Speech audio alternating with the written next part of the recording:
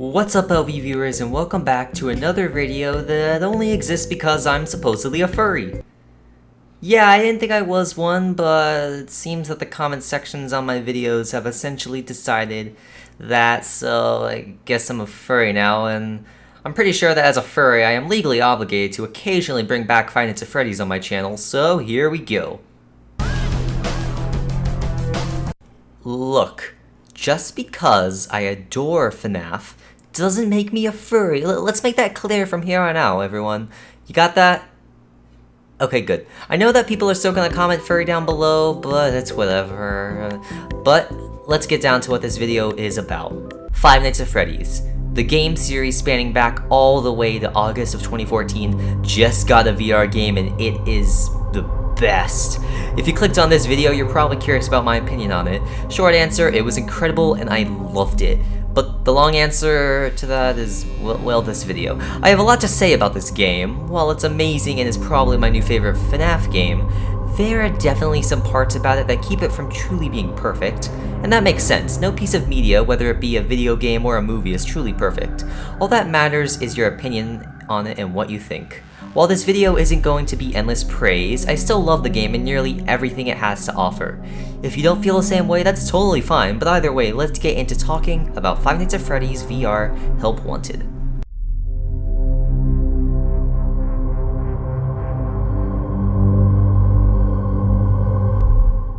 Firstly, what's a game without game modes? Help Wanted has a total of 7 overall game modes. You have FNaF 1 through 3, which closely follow the mechanics of their respective games, dark rooms where you're placed in, get this, a dark room with a flashlight and need to complete a specific goal while keeping eyes on an animatronic.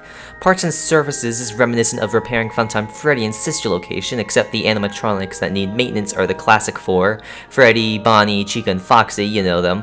Vent Repair puts you in a small space with open vent ducts around you with puzzle solving and keeping a creepy crawly robot at bay, and Night Terrors places you in the FNaF 4 bedroom, but against a single, unique animatronic in each level.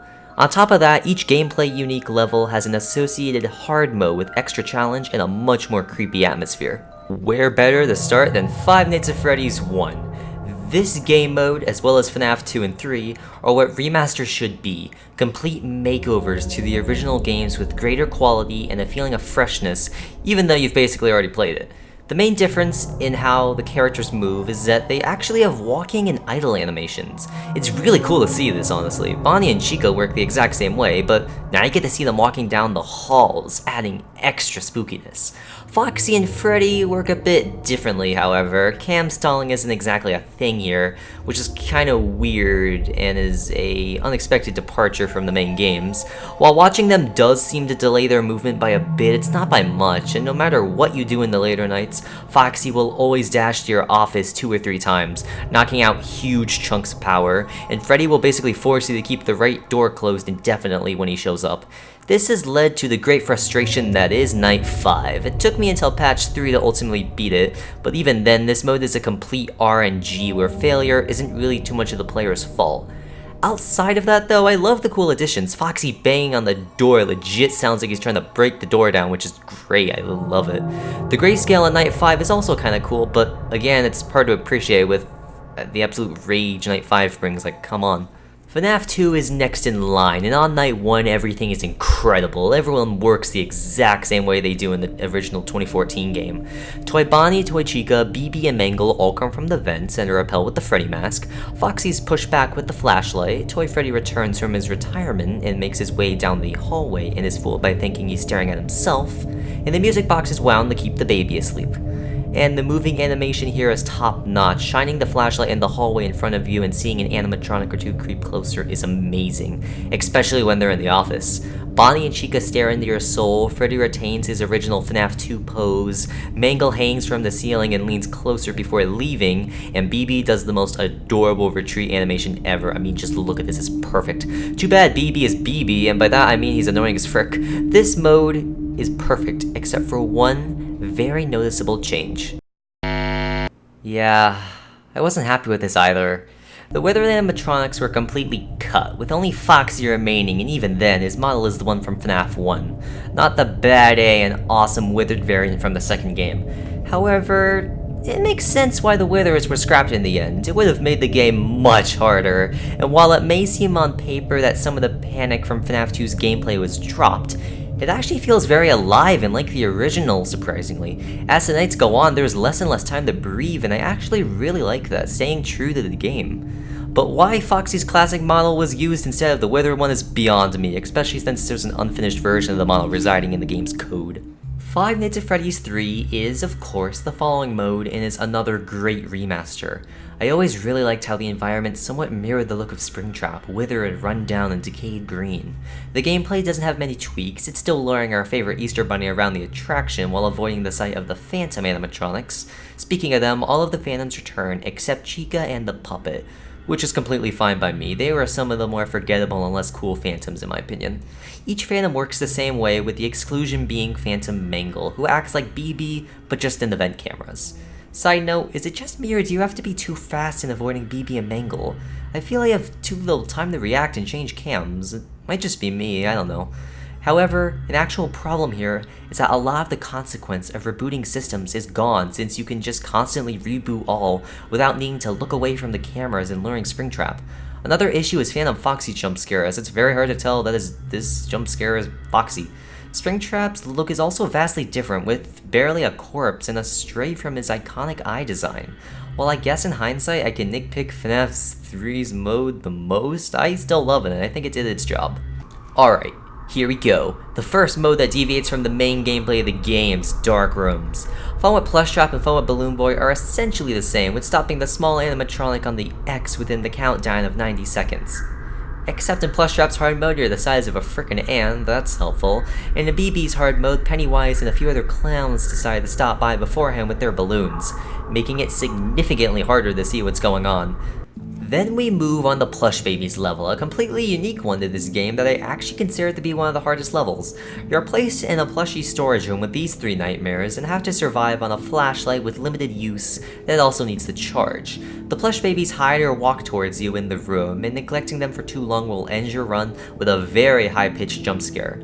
The hard part is that it takes a long time to learn every hiding spot, and it's also easy to forget about the flashlight and how it needs to be charged and can't be used for too long. Outside of FNAF 1 Night 5, this mode took me the longest to win at, but after beating it I remembered that there was a hard mode and started crying internally. The hard mode has all of the other plushies as Baby, while the haunted moving ones resemble Scrap Baby. I honestly wouldn't be surprised if Funko just released this as their Scrap Baby plush, being a shameless redesign of their original plushie. It'd be pretty funny, honestly.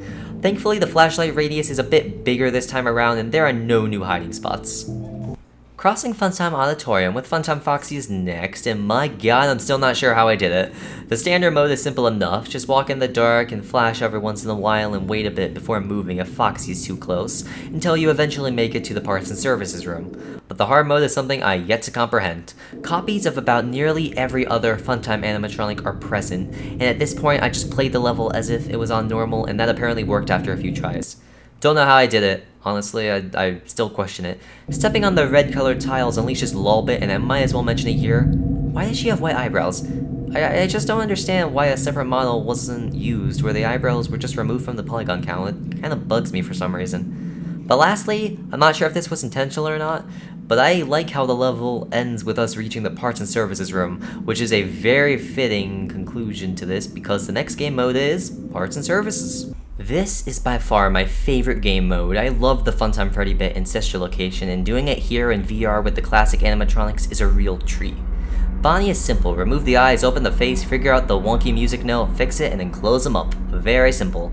After the Phantom pretty much agreed that Chica loved pizza, the first task in repairing her is removing slices off of her, and then the roaches are released. I was scared about doing this part when it was revealed in the trailer, but it didn't end up being that bad. Later on, the cupcake pulls a bonbon and must be returned to the plate before snacking on some sweet Fazbear Entertainment pizza. I got deathly sick after this. The main bear himself, Freddy, is the third stage, and why the heck does he have a cap in his mouth and a shoe in watching his torso? What the fudge? I can maybe understand the watch, but a freaking shoe, really? While replacing his music box, the game forces you to drop it and then you replace it with a new one where Freddy is like... If anyone needed the most help in the repair room, it was definitely Foxy. I thought we'd have the chance to change his costume to a new one, since his current one is torn up in places, but nope. After impersonating a Foxy cosplayer, we returned the fuses on the connected bits on his endoskeleton, and boom. Apparently Pirate's Cove can now be reopened once again to cause the bite of 93. The hard modes are funky here, probably making Funko happy since their blacklight animatronic concept is now canon. Bonnie and Chica are blacklight versions of themselves, with Chica having Nightmare Cupcake. Freddy is trying to pull off his award-winning impersonation of that, while also babysitting the Freddles, and Foxy has become one with a volcano. Since I want my real-life job to be a vent technician in a creepy pizza place, where better to start than FNaF VR Help Wanted's vent repair mode. Personally, I think they picked the best animatronics for these two levels. Mangle and Ennard are probably the most iconic vent crawlers, and Kellen Goff's favorites. Mangle is simple enough, having vent entrances on your front and sides with pulling switches and playing Simon Says, whereas Ennard gets a bit trickier. First, you follow the wires and push the appropriate button with progressing difficulty. You do a puzzle with gears as Ennard watches you, connect some pipes and then burn Ennard alive, yay. If you know exactly what you're doing in these levels, and you're good at puzzles, you should be golden. But you really aren't that perplexing when you get down to it, even the hard levels. Mangle's hard level opens up all the vent entrances at once instead of after each puzzle, and adds a mysterious shadow Mangle to the mix, doubling your chance of death. Right off the bat, Ennard's level is immediately strange as you're upside down. On top of that, there's animatronic limbs and other body parts scattered throughout the level. The puzzles in the hard levels are identical to their normal versions though, just more attention is acquired. Rounding off the game modes is Night Terrors. Oh boy. This mode closely resembles the gameplay of Five Nights at Freddy's 4, stuck in a child's bedroom with doors and a flashlight to defend yourself. Teleporting to the doors took me a bit to understand and fully grasp, but it works pretty well as a way to travel inside the room. The first level puts you up against Funtime Freddy, one of my favorite animatronics actually. Freddy himself works just like Nightmare Bonnie and Chica do, slowly moving towards your bedroom while being warded off with the flashlight. When approaching a door, listen for breathing and act accordingly, and Bon Bon also works this way, yet his jump scare just serves as a distraction to help Freddy progress. Bonnet is also thrown into the mix by randomly appearing in the room and is handled with the flashlight. Since this location confirmed that the FNaF 4 house and Circus Babies are connected, it makes sense to see a Funtime animatronic such as Freddy roaming the house. The only issue I found with this mode is that there's a very high likelihood of Freddy freezing in a specific hallway and not moving for the rest of the night. Many others have encountered this, causing them to blow it off, and it's basically a free win. Nightmarian's level works just like in FNaF 4, even with the music box playing in the background. However, the addition of needing to repair Nightmarian's tentacles was made, adding more stress to the player. Circus Baby's level is the most unique of these. You're situated in the closet and need to close it momentarily whenever Baby spots you. You can't keep it closed forever, as the plush babies in the closet with you will freak out if they can't see their mommy, which will prompt them to jump scare you. The mode is definitely easy though, I beat it within 2 tries since I was just messing around the first time. And then you unlock Nightmare Fredbear's level, which reverts back to the FNaF 4 styled gameplay, but instead of Bonnet or Nightmarian's tentacles in the room, you need to shine Fredbear in either the closet or on the bed when he laughs. Overall, Night Terrors are very fun. The only issue I found, aside from the Freddy one I mentioned earlier, was how after closing a door, the player's view clips out of the room. This made me initially think that you couldn't look around the room while closing a door, but thankfully that's not the case. The mode definitely captures the terror of FNaF 4, but I think FNaF 4 is generally much scarier. I don't know, I just feel a lot more dread playing the original game as opposed to any of the Night Terrors modes. Probably because there's several animatronics out to get you in FNaF 4, which makes sense. Oh, but how could I forget about the Nightmare level, Pizza Party? This level takes the locations from the prior levels and splices them all together to form a maze. The teleporting mechanic returns, allowing you to choose which door to go through. After choosing your favorite flavor and pizza, you eventually end up in the backstage, all set to enjoy your birthday party until he shows himself. Yes, he, Mr. Spring Bonnie Glitchshot Mallhair V-Rabbit. Call him what you want, I personally like V-Rabbit. And then, there is the game's bone-chilling main ending, which is achieved. I'll talk more about the ending later while I cover the story and elaborate more on what this is.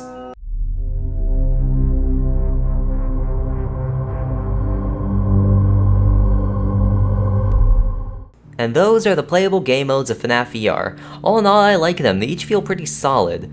After beating a level, you unlock a cool prize, whether it be a food item, a plush, an action figure, etc. Once unlocked, these prizes can be spawned at the prize counter, but some are locked behind coin benchmarks. You see, throughout the game and its numerous modes and levels, there exist 30 coins, all in secret locations. Getting them all achieves you exotic butters. And pressing the button in the basket shows you this. It used to show these behind-the-scenes backstage-styled pictures of animatronics, but was ultimately replaced with this. Another prize for completion is the Gallery, this game's version of an extras menu from previous games, where the animatronics would be showcased. You can select an animatronic on the screen and view its 3D model, it's great. The only question I have is why this selection order is so arbitrary, but I love the Gallery, it's such a great idea in my opinion.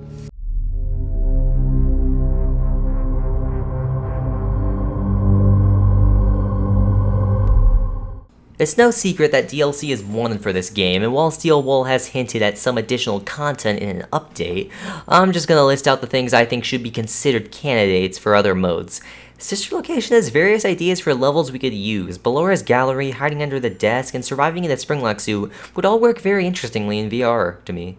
Past that, the salvage minigames would also be great. I can imagine them creating really tense atmospheres, even if they are kinda repetitive. The only other thing I want for the game is for classic Foxy in FNaF 2 to be replaced with Withered Foxy's model. I don't want the Withereds as badly as other people, but they would certainly be cool. Maybe a FNaF 2 night with just the Withereds and Golden Freddy would be an interesting sight.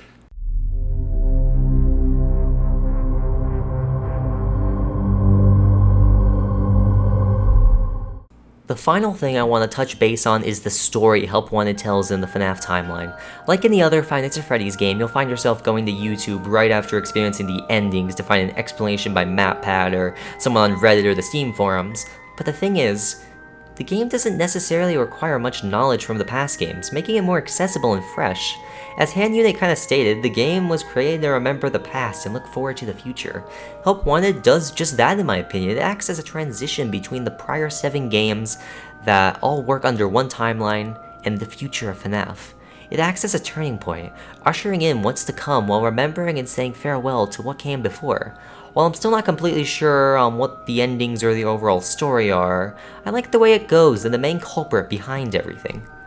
The V-Rabbit is truthfully one of my favorite antagonists in this series. Whether he is a part of William Afton or connected to him in some way, the V-Rabbit is still a creepy cool character. The way he's introduced is subtle yet scary, slowly fading into existence while creeping closer from behind you as you progress forward in unearthing the story. Everything this thing does is creepy in some way, standing behind you in a dark room, waving ominously as he glitches, dancing in the background of the credits, reaching out towards you as he attempts to leave the game through you. The fact that he doesn't talk is perfect in my opinion as well. It sells more of the fear vibe. To me, horror game villains are generally more creepy when they don't speak. Think of the Ink Demon from Badum, for example. My opinions aside, I should probably explain how you find these pieces of lore in the game. Coins aren't the only secret collectible in the levels, as there are also these tapes left in the game in secret. Collecting more and more allows the V-Rabbit to get closer and become more whole, and collecting them all allows the player to see the secret ending, where they destroy the malicious code and delete the virus. While I don't know what this locked prison thing is about, it's definitely intriguing and another thing to confuse us with the lore, since it doesn't really seem like we win here. But the main ending is definitely easier to understand and is disturbing as heck. I mean, seriously, great job Steel Wool and Scott. FNaF hasn't done something this deep and scary in a while. Figuring out that I was a child lured in the back room and then stuffed into a Freddy suit was a nice frightful moment and is definitely very cool. Game theory explains it well, so if you're confused on the pizza party ending, then go there for an explanation of why this thing is dancing and you're holding a microphone while reading the credits. The only other elephant in the room I want to bring up is that Scott basically inserted himself into the lore and it just messes with a lot.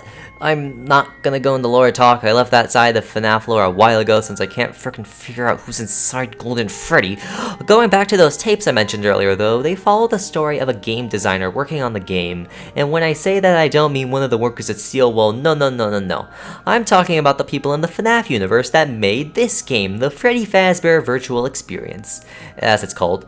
Basically, after Pizzeria Simulator did the games pulled the greatest, well yes, but actually no, when asked if Fazbear Entertainment is closed for good after everything burned, the company goes like, Yo, what if we take all those urban myths and rumors that shut us down and laugh about them by making a VR game featuring the scenarios describing those rumors?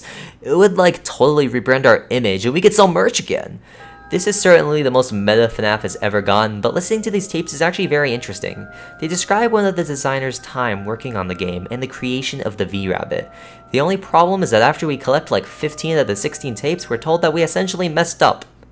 Yeah, kinda too late for that. After gathering them all together, you have the chance to become face-to-face with the V-Rabbit. Press the button on the side of the desk which supposedly wipes him from the files. Get this weird prison scene and boom, he's a plushie now, and with that, you've been help wanted.